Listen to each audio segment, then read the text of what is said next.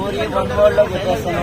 చాలా రోజులైంది ఐమాక్స్ కోసం, చాలా రోజులైంది చెప్దాం. మంచి మూవీ మంచిగా చెప్దాం అనుకున్నాను, మంచిగా తీద్దాం అనుకున్నారు కానీ మంచిగా ఉంటే బాగుండి అనిపించింది నాకు. గుంటూరు కారం కారం తక్కువైందో ఏం తక్కువైందో ఏదో నాకు తెలియదు. వన్ థింగ్ ఒకటేది చెప్తున్నాను, ఆయన ఎవరు డైరెక్టర్ విక్రమ్ గారు, ఆయన గుర్తుంటారులేండి ఎందుకంటే సినిమా తీసిన తర్వాత.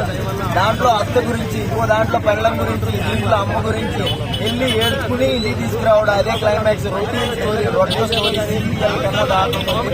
One man army. ఎవరు? మహేష్ బాబు.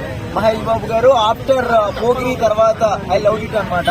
చాలా అంటే నేను మనసులో అనుకున్నది ఏంటంటే నిన్న కాక మొన్న హనుమాన్ హిట్ అయితే బాగుండు, చాలా ఇయర్స్ తర్వాత అంటే ఒక మంచి మూవీ అనుకున్నాను. హనుమాన్ హిట్ అవ్వకపోయినా పర్లేదు, ఈ సినిమా హిట్ అయితే బాగుండు అనుకున్నాను నిన్న. ఎందుకంటే హనుమాన్ ఎలాగ హిట్ అయింది కాబట్టి. ఈ సినిమాని చూసిన తర్వాత హనుమాన్ ఎలాగ హిట్ అయిపోయిందని మీకు అర్థమైందో లేదో నాకైతే అస్సలు నచ్చలేదండి. సీరియల్ స్టోరీలో ఉంది, కట్ చేస్తే అక్కడ, కట్ చేస్తే ఇక్కడ, కట్ చేస్తే అక్కడ, ఓన్లీ సింగిల్ లైన్ ఆటో.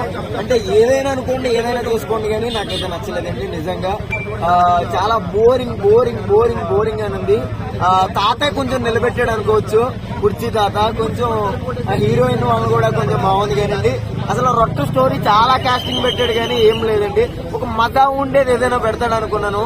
ఉండే కొద్ది డబ్బులు ఎక్కువ పెడుతున్నారు కానీ కొంచెం మైండ్ ఎక్కువ పెడతలే. మైండ్ ఎక్కువ పెడితే మంచి విజన్ వస్తుంది బయటికి. మైండ్ పెట్టండి, పైసలు ఎవడైనా పెడతాడు. ఏమండి రోడ్డు మీద తిన్నా 10 రూపాయలకి వస్తే హోటల్లో తిన్నా 100 రూపీస్.